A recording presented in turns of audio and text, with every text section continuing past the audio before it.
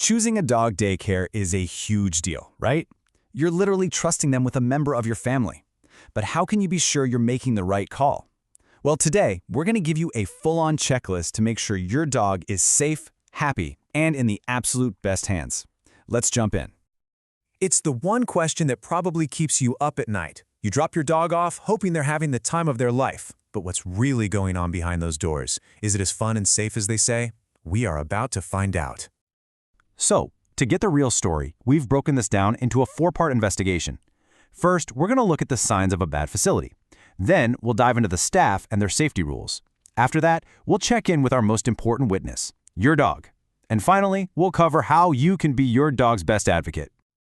Okay, our investigation starts the second you walk through the door. Seriously, before you even talk to a single person, your own senses are going to give you some of the biggest clues about whether this place is legit or not. You gotta trust your nose here. If you're hit with an overwhelming smell of urine, that's not just the smell of dogs. That's a huge red flag for bad cleaning. And use your eyes. Look at the water bowls. Are they full and clean, or are they kind of slimy? And feel the air. If you're too hot or too cold, you can bet the dogs are too. Now let's talk about the actual space. Is it just jam-packed with dogs? Overcrowding is a recipe for stress and fights. A good daycare will always separate dogs by size and their personality. You just can't have a tiny little chihuahua playing with a bunch of giant rowdy labs. And look at the exits. A single gate is just an escape waiting to happen. What you want to see is a double-gated entry system. Okay, this one might actually surprise you, but nonstop all-day play is a really bad sign.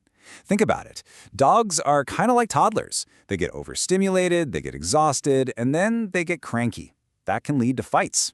A truly responsible daycare knows this, and they build mandatory quiet time or nap time into the schedule. So a great space is one thing, but it's nothing without great people running it. Now that we've checked out the facility, let's turn our attention to the staff and the rules they're supposed to be following to keep everyone safe. This right here, this is the golden rule. It is 100% non-negotiable. A group of dogs should never, ever be left unsupervised. Not for a minute, not even for 30 seconds. Things can go wrong in an instant, and constant human supervision is the only thing that can prevent a disaster. Just stand back and watch how the staff interacts with the dogs. Are they getting down on their level, using positive words, being gentle? Or do you hear yelling? Do you see them using spray bottles, or worse, just looking bored and scrolling on their phones? The way the staff behaves tells you everything about the kind of experience your dog is going to have. Now it's your turn. Don't be afraid to ask them some direct questions. What are your cleaning protocols? What's the plan in an emergency? How are you trained in dog first aid? A well-trained staff member will have confident answers ready to go.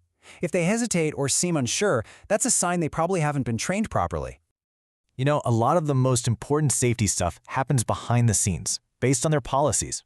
Any professional daycare is going to require proof of vaccination from every single dog. They need a clear plan for what to do in a medical emergency.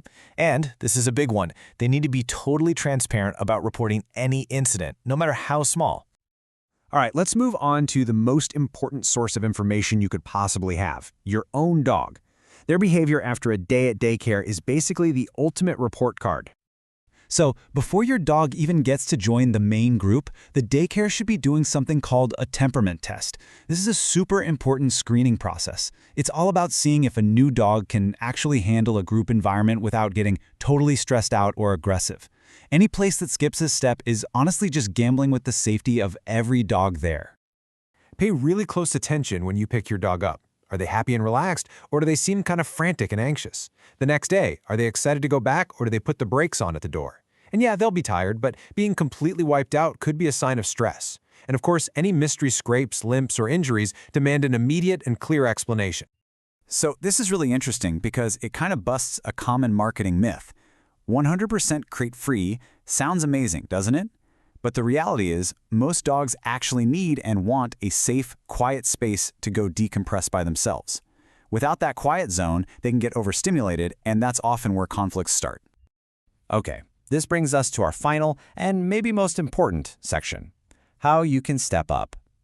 You are your dog's #1 advocate, and here is exactly how you can take charge and make sure they're safe. Look, a good, proud facility has absolutely nothing to hide. If they refuse to give you a full tour of all the areas where your dog will be, that is a massive red flag. Same thing with information. If you ask, "How was his day?" and you get a really vague answer, you gotta wonder what they're not telling you.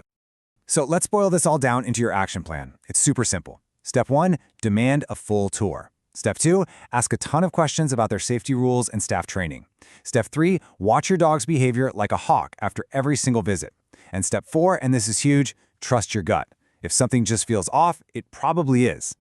And let's be crystal clear on this point. When you ask these questions, you're not being difficult. You're being a responsible, caring owner. A great facility will welcome your questions because they're proud of their answers. But if they get defensive, well, that defensiveness, that's your answer right there. At the end of the day, this is what it all comes down to. Being vigilant and asking smart questions are your best tools. Your dog's safety and happiness have to come first, always, above how convenient the location is or how much it costs. So, we'll leave you with this final thought. Your dog's safety is absolutely non-negotiable. They trust you completely to make the right choice for them. So, after everything we've talked about today, are you confident you're asking the right questions?